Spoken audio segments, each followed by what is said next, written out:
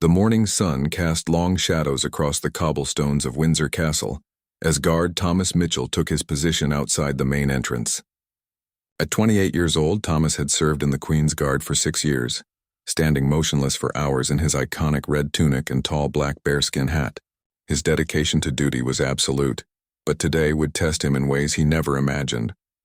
Thomas came from a humble background in Yorkshire. His father was a coal miner, and his mother worked as a seamstress to make ends meet.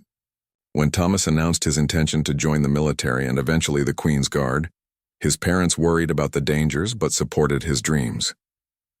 The rigorous training and years of service had transformed him from a nervous young man into a disciplined soldier who took immense pride in protecting the royal family. The castle grounds were busier than usual this Tuesday morning. Tour groups moved through the courtyard, cameras clicking as visitors tried to capture the perfect photo with the stoic guards. Thomas had grown accustomed to the attention. Part of his duty involved remaining completely still, no matter what happened around him. Children would wave, adults would pose beside him, and occasionally someone would try to make him laugh or move. He had mastered the art of standing like a statue while remaining alert to any real threats. As the morning progressed, Thomas noticed a group of 5 young men in their early 20s approaching his post. They wore expensive clothes and spoke with posh accents that suggested they came from wealthy families. Their leader, a tall blond man with a smirk, whispered something to his friends that made them laugh. Thomas sensed trouble brewing but maintained his professional composure. The group positioned themselves directly in front of Thomas, their phones already recording. The blond leader stepped forward with exaggerated confidence, clearly performing for his audience and the cameras. His friends encouraged him with cheers and laughter, treating the whole situation like a game. Thomas could see other tourists stopping to watch, some looking uncomfortable with what was about to unfold. The young man began with typical attempts to break Thomas's concentration. He made silly faces, told jokes, and waved his hands dramatically in front of the guard's face. When Thomas didn't react, the man grew bolder. He started making mocking comments about the guard's uniform, calling it fancy dress and suggesting that standing still wasn't a real job. His friends recorded everything, planning to share the videos on social media for likes and views. Thomas felt his jaw clench slightly, but forced himself to remain perfectly still. He had encountered disrespectful visitors before, but something about this group's entitled attitude particularly bothered him. They weren't just having harmless fun. They were deliberately trying to humiliate him for their entertainment. The blond leader's comments became more personal and cruel, questioning Thomas's intelligence and suggesting he was nothing more than a tourist attraction. The situation escalated when one of the friends suggested they should make this more interesting. The leader's eyes lit up with a malicious idea. He pulled out his wallet and waved a 20-pound note in front of Thomas's face, offering to pay him if he would break character and dance for them. The crowd of onlookers grew larger, with some people looking clearly uncomfortable while others seemed entertained by the spectacle. Thomas's training kicked in as he focused on a point in the distance, using mental techniques to block out the harassment. He thought about his oath to serve and protect, remembering the pride he felt when he first put on the uniform. His fellow guards had warned him about situations like this, emphasizing that maintaining dignity and professionalism was crucial, no matter how difficult the circumstances became. The young men's behavior grew increasingly outrageous as they realized their initial tactics weren't working.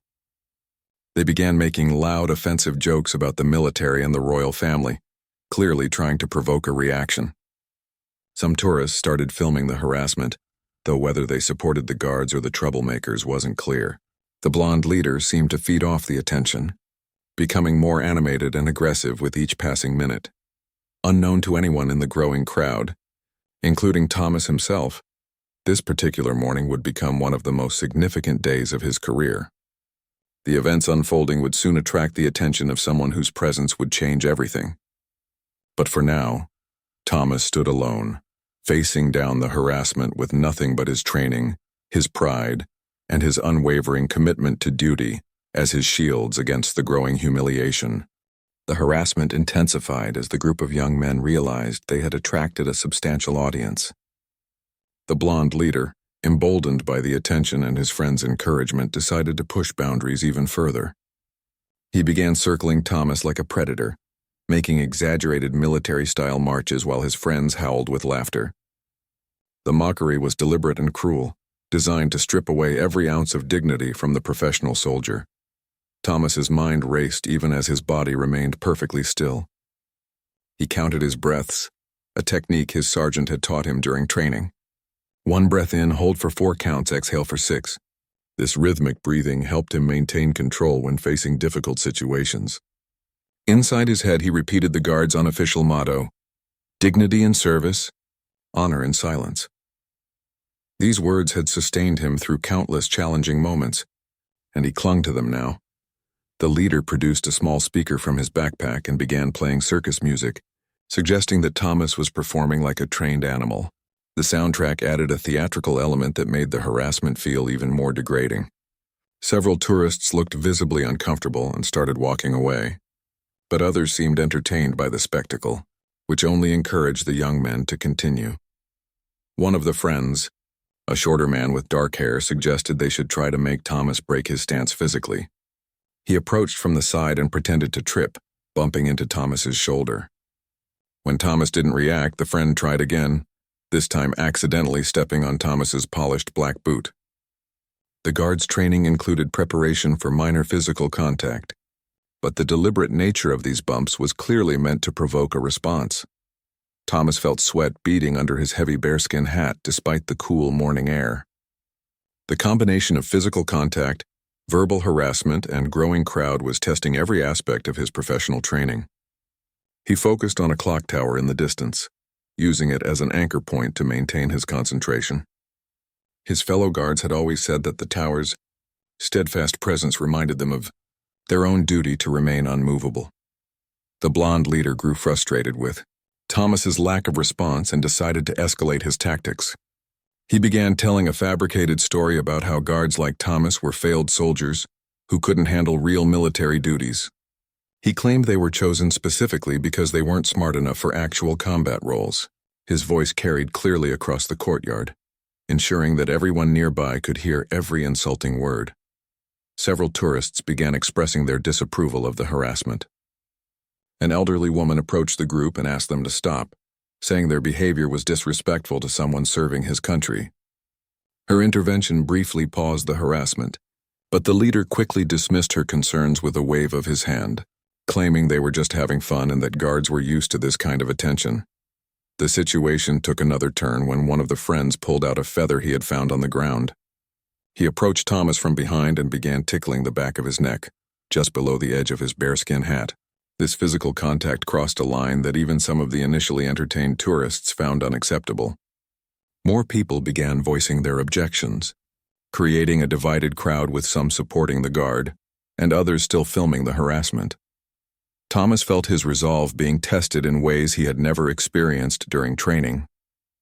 The feather tickling was particularly difficult to ignore because it triggered an almost involuntary response. He clenched his teeth and tried to shift his focus to his breathing, but the sensation was deliberately designed to break his concentration. His hands, held firmly at his sides, began to tremble slightly with the effort of remaining still. The leader noticed the slight trembling and seized upon it as a sign of victory. He announced loudly to the crowd that they were finally getting a reaction, encouraging his friends to continue their harassment. The dark-haired friend continued with the feather, while another began making faces just inches from Thomas's stoic expression. They had turned the harassment into a coordinated assault on his professional composure. Unknown to the harassers, their behavior had not gone unnoticed by the castle's security team. Several guards stationed at different posts had received radio communications about the situation developing at the main entrance. Protocol required them to monitor such incidents carefully, balancing the need to protect their fellow guard with the importance of maintaining their own posts and not creating a larger spectacle. As the harassment continued, Thomas drew strength from thinking about his family back in Yorkshire. He imagined his father's pride when he first saw his son in the Queen's Guard uniform. His parents had sacrificed so much to support his dreams, working extra shifts and saving every penny to help him through the early stages of his military career. He couldn't let their sacrifices be diminished by breaking under pressure from a group of privileged troublemakers. The crowd continued to grow, with some people actively trying to intervene, while others remained passive observers. A few tourists began arguing with the harassers directly, creating multiple conversations and conflicts throughout the gathering crowd. The atmosphere grew increasingly tense as the simple harassment evolved into a larger confrontation, involving dozens of people with very different opinions about what they were witnessing. The harassment reached a new level of cruelty when the blonde leader decided to involve the growing crowd in his humiliation tactics. He began asking tourists to take photos with Thomas while making mocking poses, treating the dedicated guard like a carnival attraction rather than a professional soldier.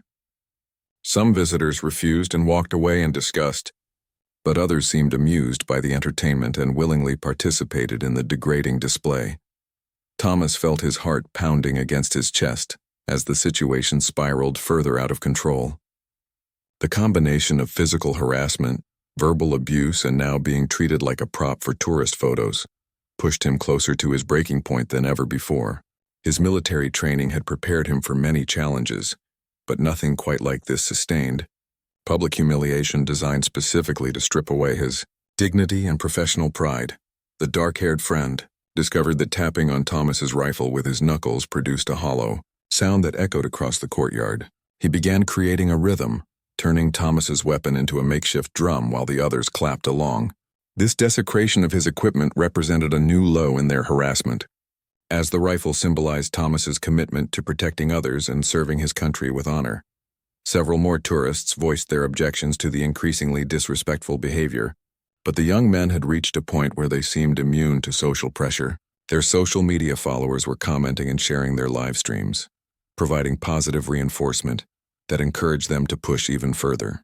The blonde leader read some of the comments aloud, laughing about how many views they were getting and how famous they were becoming.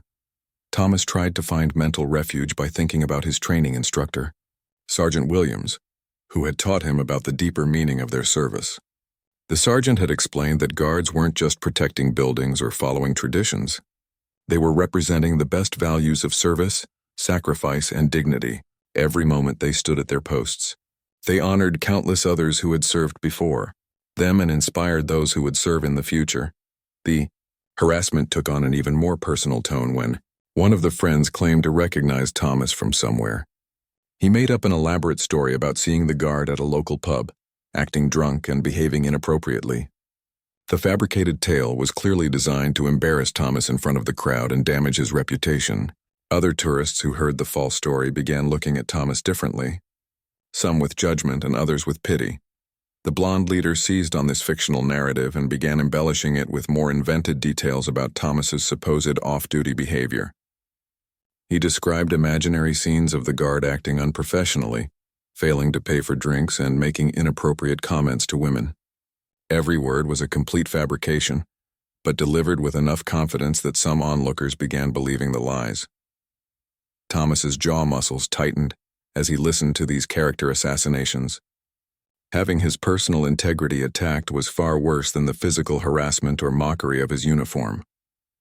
His reputation meant everything to him, and hearing false stories spread about his conduct outside of service cut deeper than any previous insult.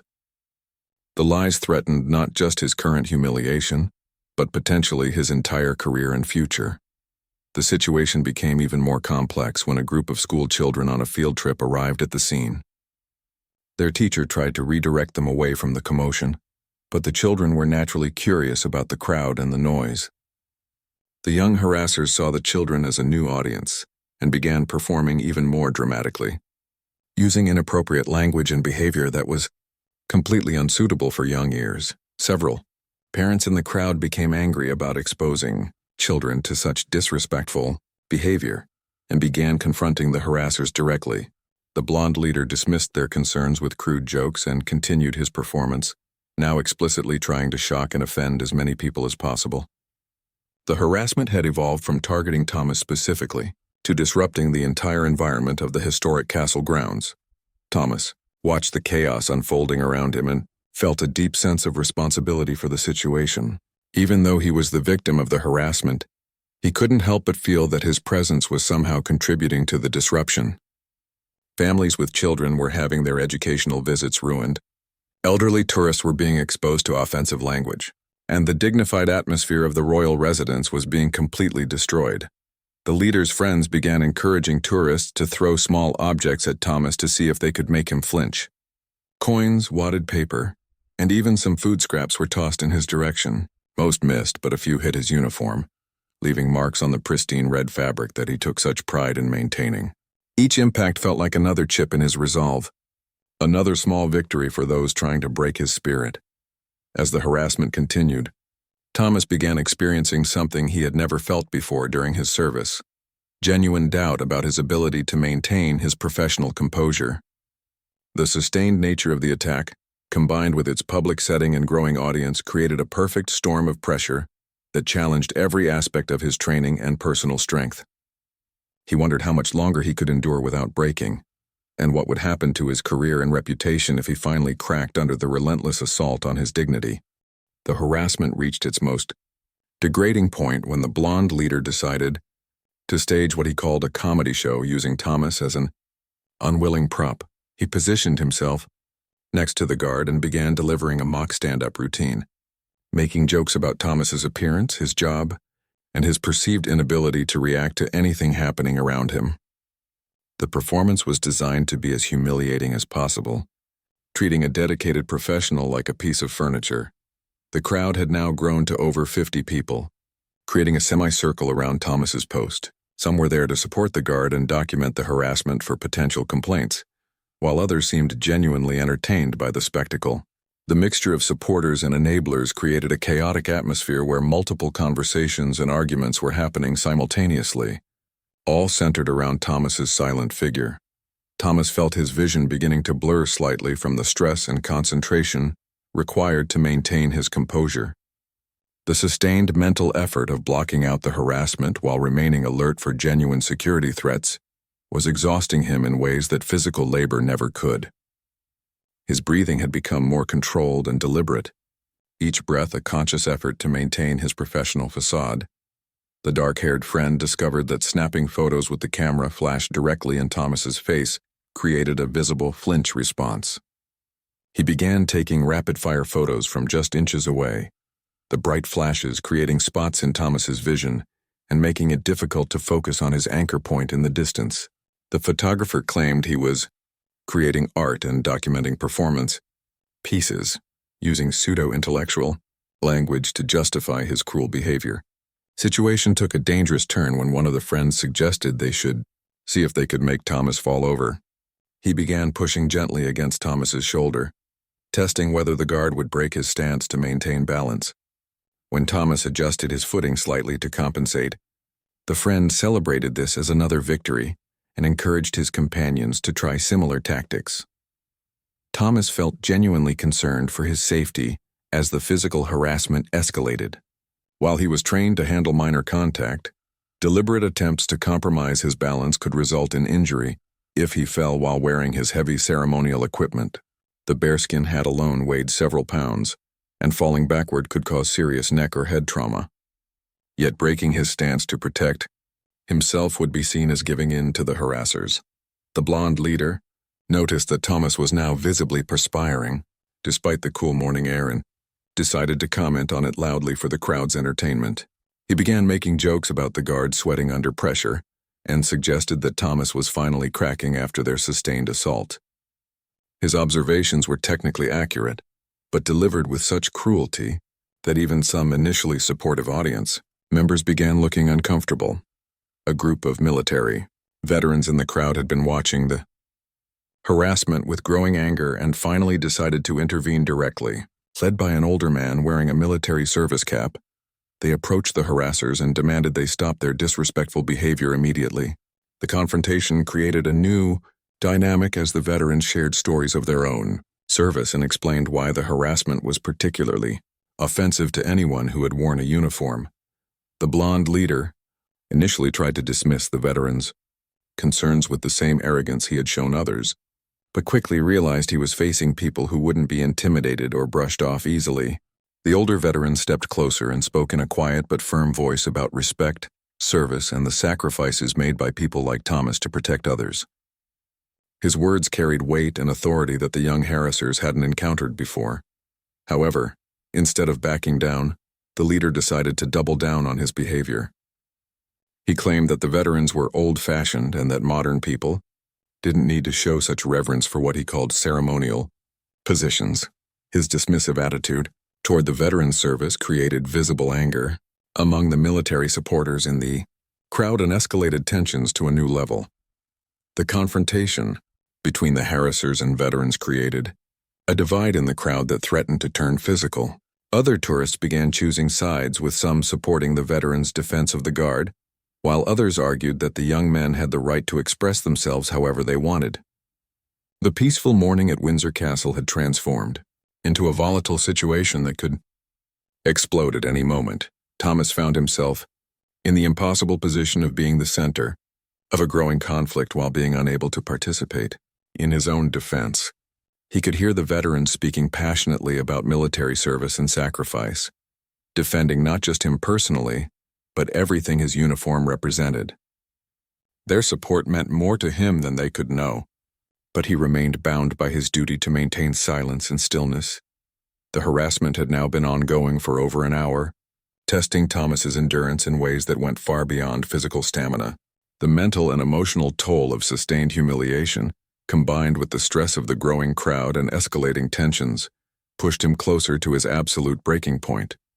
Every moment required a conscious decision to continue serving with dignity, despite the overwhelming pressure to respond or retreat. Just as the situation seemed ready to spiral completely out of control, with arguments breaking out among various groups in the crowd and the harassers preparing to escalate their tactics even further, something unexpected began happening in the distance. A small convoy of black vehicles was approaching the castle grounds, but none of the people focused on the harassment drama noticed the arrival that would soon change everything about this terrible morning. The black convoy moved quietly through the castle grounds as the harassment continued to escalate near the main entrance. Inside the lead vehicle, King Charles III was reviewing documents for his afternoon appointments when his private secretary pointed out the unusual crowd gathered around one of his guards. The king instructed his driver to slow down so he could observe the situation more clearly, and what he saw immediately concerned him. From his position in the vehicle, King Charles could see a young man in expensive clothes performing dramatically in front of one of his guards, while a large crowd watched and filmed. Even from a distance, it was clear that something inappropriate was happening. The king had always taken a personal interest in the welfare of his guards, understanding that their service required them to endure difficult situations while maintaining absolute professionalism. Thomas remained at his post, now visibly struggling to maintain his composure after more than an hour of sustained harassment. Sweat stained his red tunic despite the cool air, and his hands showed the slight tremor that came from extreme physical and mental stress. The blonde leader had begun making increasingly personal attacks, inventing stories about Thomas's family and background that were both false and deeply hurtful. The king quietly instructed his security detail to assess the situation more carefully. His protection officers quickly identified the harassment as a non-threatening, but deeply inappropriate incident that was damaging both to his guard's dignity and to the reputation of the royal household. They suggested several options for intervention, but King Charles had already decided on his preferred approach. The veteran supporters in the crowd were becoming increasingly agitated as the harassment continued. The older veteran who had initially confronted the harassers was now speaking loudly about duty, honor, and respect, trying to educate the crowd about what military service truly meant. His passionate defense of Thomas resonated with many tourists, but the young harassers seemed immune to his appeals to their better nature. The blonde leader decided to attempt his most audacious stunt yet. He announced to the crowd that he was going to try to remove Thomas's bearskin hat, claiming it would be the ultimate proof that guards were just actors in costumes rather than real soldiers. The suggestion horrified many onlookers, as removing a guard's ceremonial headgear without permission would be deeply disrespectful and potentially constitute assault.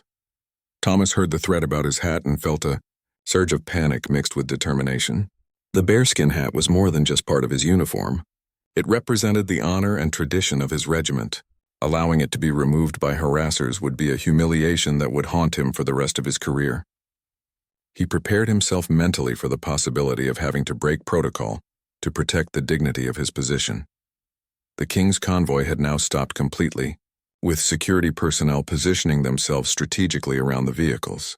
King Charles stepped out quietly, wearing a simple dark coat that didn't immediately identify him to the crowd. He approached the outer edge of the gathering, moving carefully to avoid drawing attention while observing the situation more closely. Several tourists noticed the arrival of the official vehicles and began speculating about who might be visiting the castle. However, most people remained focused on the harassment drama, and the king's presence went unrecognized by the majority of the crowd. He positioned himself where he could see clearly what was happening to his guard, while remaining unnoticed by the harassers. The dark-haired friend had begun a countdown, encouraging the leader to reach for Thomas's hat, while their phones recorded every moment. The crowd held its collective breath as the moment of ultimate disrespect approached. Some people shouted objections, while others seemed excited to witness what they saw as the climax of the morning's entertainment. Thomas steeled himself for the assault on his dignity, knowing that once his hat was removed, the harassment would reach a point from which there could be no recovery. His career, his reputation, and his personal honor all hung in the balance.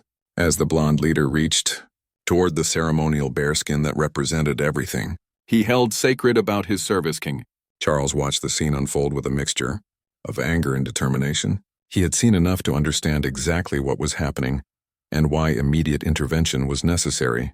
The young men harassing his guard clearly had no understanding of the sacrifice, training, and dedication required for such service. They saw only a target for their entertainment, not a human being deserving of respect. The king began walking purposefully toward the center of the crowd, his security detail moving with him, but maintaining enough distance to allow him to handle the situation personally. His approach was calm but determined, and those closest to him began to sense that someone important had arrived, even if they couldn't immediately identify who it was. Just as the blonde leader's fingers reached toward Thomas's hat, ready to commit the ultimate act of disrespect, a clear, authoritative voice cut through the noise of the crowd. The voice carried the unmistakable tone of someone accustomed to command, someone whose words carried the weight of absolute authority. Every person in the gathering crowd immediately stopped talking and turned to identify the speaker. The moment that would define this entire incident was about to unfold, as King Charles III stepped forward to personally intervene in defense of his guard. The harassers, the supporters, and the curious onlookers were all about to discover that their morning entertainment had attracted the attention of the one person in Britain who would not tolerate such disrespect toward those who served in his name. "I believe you gentlemen are quite finished here," King Charles said in his distinctive voice, stepping forward from the crowd with quiet authority. The effect was immediate and electric. Every person in the gathering recognized the voice and turned to see the king himself, standing just a few feet away from the harassment that had been unfolding for over an hour. The blonde leader's hand froze inches from Thomas's hat as he slowly turned to face the king. His expression transformed from smug confidence to pure shock in an instant. His mouth fell open as he realized that his morning of entertainment had just been witnessed by the most powerful person in Britain. The color drained from his face as the full implications of the situation became clear. The crowd fell into complete silence except for the clicking of camera phones as everyone tried to capture this unprecedented moment. King Charles stood calmly, his hands clasped behind his back, surveying the scene with the practiced eye of someone who had spent decades in public service. His presence commanded absolute attention without any need for raised voices or dramatic gestures. "This guard," the king continued, looking directly at the harassers, "has been standing here in service to this country and to me personally. His dedication and professionalism, especially under such trying circumstances, represent the very best of what military service means." His words carried across the courtyard with crystal clarity, and every syllable seemed to resonate with moral authority. Thomas felt a surge of emotion that nearly broke his carefully maintained composure. To hear his service defended by the king himself, and to know that his sovereign had witnessed his determination to maintain dignity under assault, filled him with a pride that transcended all the humiliation he had endured. Tears threatened to form in his eyes, but his training held firm. The dark-haired friend tried to stammer an explanation about their behavior being just for fun, but King Charles silenced him with a single raised hand. There is nothing amusing about attempting to humiliate someone who has dedicated his life to service, the king said firmly. Your behavior reflects poorly not only on yourselves but on the educational institutions and families that shaped you. The king then did something that surprised everyone present. He walked directly to Thomas and stood beside him facing the crowd. This young man has shown remarkable restraint and professionalism in the face of sustained harassment. He represents the finest traditions of military service, and I am personally proud to have soldiers of his caliber protecting our realm. The crowd began applauding spontaneously, the sound building from a few scattered claps to sustained ovation. The veterans who had tried to defend Thomas earlier stepped forward with tears in their eyes, deeply moved to see their king personally honoring military service. Children who had witnessed the harassment now saw a powerful example of standing up for what was right. King Charles addressed the harassers once more, his tone remaining calm but carrying unmistakable gravity. I trust you understand now why your behavior was inappropriate and hurtful. This guard cannot defend himself while on duty, which makes your actions particularly cowardly. Real strength comes from lifting others up, not tearing them down for entertainment. The blonde leader tried to approach the king with what appeared to be an attempt at an apology, but the royal security detail smoothly intervened, maintaining a respectful distance while ensuring the king's safety.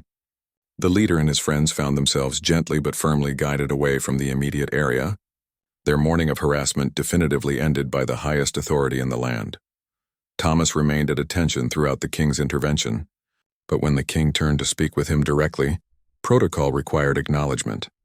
At ease, Guard Mitchell, the king said, having been briefed on Thomas's name by his security team. Thomas relaxed slightly from his rigid posture but maintained his professional bearing.